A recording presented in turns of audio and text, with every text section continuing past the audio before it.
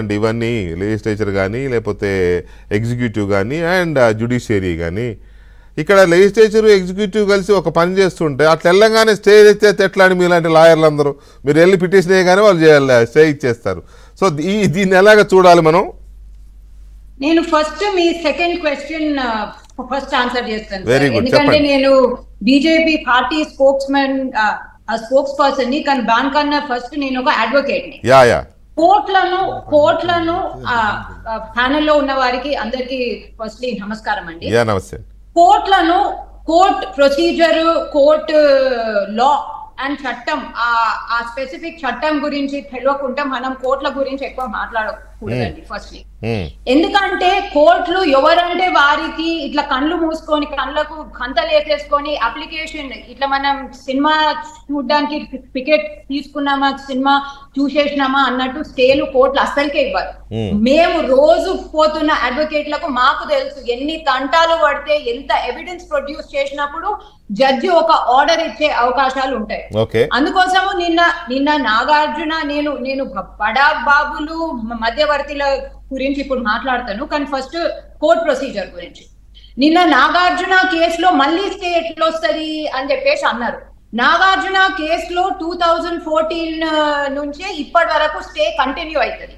ఇష్టం వచ్చినట్టు 3 నెలల కోసము, 6 నెలల కోసము, ఇన్నేళ్ల వరకు స్టే ఉంటదా అని అనడానికి వీల్లేదు. జడ్జి ఎన్ని రోజులు, ఒక నిమిషం సార్, లెట్ మీ జడ్జి ఎన్ని రోజులు స్టే ఇవ్వాలనుకుంటే అంటిల్ కంప్లీషన్ ఆఫ్ ద కేసా, until a certain period of టైమా, ఆర్డర్ ప్రకారం అందులో క్లియర్ గా ఉంటది.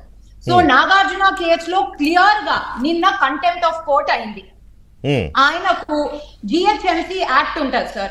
జిహెచ్ఎంసి యాక్ట్ లో ఎలాగో ఎన్ఫోర్స్మెంట్ అండ్ విజిలెన్స్ డిపార్ట్మెంట్ అని చట్టంలోనే ఉంది. మన ఏపీ తెలంగాణ లెజిస్లేచర్ కూర్చొని ఆ చట్టం ని పాస్ చేసింది. సో ఈ హైడ్రా అనేది కొత్తగా రేవంత్ రెడ్డి ఇట్లా అదేంది అకస్మాత్తుగా ఇట్లా అదేంది రాత్రి వచ్చింది కాదు. అయితే ఎన్ఫోర్స్మెంట్ అండ్ విజిలెన్స్ డిపార్ట్మెంట్ ఉన్నప్పుడు ఈ హైడ్రా పని ఏంది? హైడ్రా అనేది ఒక లీగల్ ఎంటిటీనా కాదా? First of all HYDRAA legal sanctity ఏంది? జిఓఎంఎస్ 99 కింద హైడ్రా వచ్చింది అని అంటుంది. మళ్ళీ హైడ్రా జిఓఎంఎస్ 99 కింద వస్తే ఒక చట్టంలోనే ఉన్న విజిలెన్స్ అండ్ ఎన్ఫోర్స్మెంట్ సంగతి ఏంటి? హైడ్రా దాన్ని ఒకవేళ, సో హైడ్రా అనేది ఈ జిహెచ్ఎంసి పరిధిలో ఉన్న విజిలెన్స్ అండ్ ఎన్ఫోర్స్మెంట్ ని రీప్లేస్ చేస్తే మళ్ళా ఆ రీప్లేస్మెంట్ అసెంబ్లీలో ఒక అమెండ్మెంట్ రూపంలో పాస్ అయిందా కాలేదా, అది మనము తెలుసుకునేంత వరకు హైడ్రా అనేది నా దృష్టిలో ఒక ఇల్లీగల్, లేకపోతే ఒక ఎటువంటి లీగల్ శాంక్టిటీ లేని ఎంటిటీ. అయితే నిన్న నాగార్జున విషయంకి వస్తే అతనికి నిన్నటి వరకే కాదు, ఇంకా స్టే కంటిన్యూ అయితేనే ఉంది. అయినా కానీ వీళ్ళు GHMC act section 405, section 461, section 462 కి విరుద్ధంగా పోయి కొట్టేసింది. ఓకే, ఎందుకంటే జిహెచ్ఎంసి యాక్ట్ లోనే నోటీసులు ఇచ్చి ఇరు వర్గాల అంటే ఆపర్చునిటీ ఆఫ్ హియరింగ్, అంటే మీ సంగతి ఏంది, మీ డాక్యుమెంట్స్ చూపెట్టండి అని చూసి కమిషనర్ లేకపోతే commissioner office of the deputy commissioner speaking order ఇవ్వాలా. స్పీకింగ్ ఆర్డర్ ఇచ్చిన తర్వాత సొంతగా మేము సాటిస్ఫైడ్ లేము, మీరే కూలగొట్టుకోండి, లేకపోతే 15 రోజులలో మేము వచ్చి కూలగొడతాం అనేది, that is the most prominent order under the GHMC act.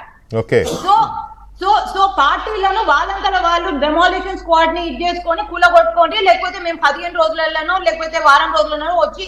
So కాదు రచనారెడ్డి గారు, మీరు కోర్టు ప్రొసీడింగ్స్, కోర్టు ఇవి ఎలా ఉంటాయి మీరు చెప్పిన దాంతో నేను అగ్రి అవుతాను, నో డౌట్. కానీ మీరు చెప్పినట్టుగా నోటీస్ ఇచ్చి ఇది చేస్తే అంత సత్యహరిచంద్రులాగా మాది మేమే గోలగొట్టుకుంటాం, లేకపోతే వచ్చి సమాధానం ఇస్తాం అనేది బుద్ధి కాదు. And let me say madam Rachana garu, అంత బుద్ధిమంతుల్లాగా కూలగొట్టుకుంటాం మేమని కూలగొట్టుకునే వాళ్ళు కానీ, లేకపోతే సమాధానం రిప్లై ఇచ్చేవాళ్ళు కానీ లేదు.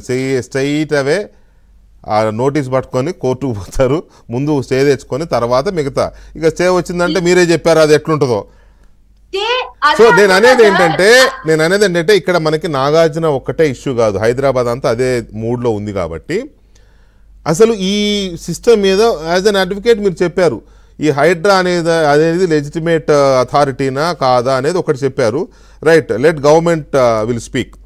కానీ అసలు ఈ ప్రొసీజర్ మీద ఈ చెరువులను కాపాడడము లేకపోతే చెరువుల కబ్జాల నుంచి వాటిని విముక్తం చేయడం అనే దాని మీద బీజేపీ వ్యూ ఎలా ఉంది? ఇగో బడా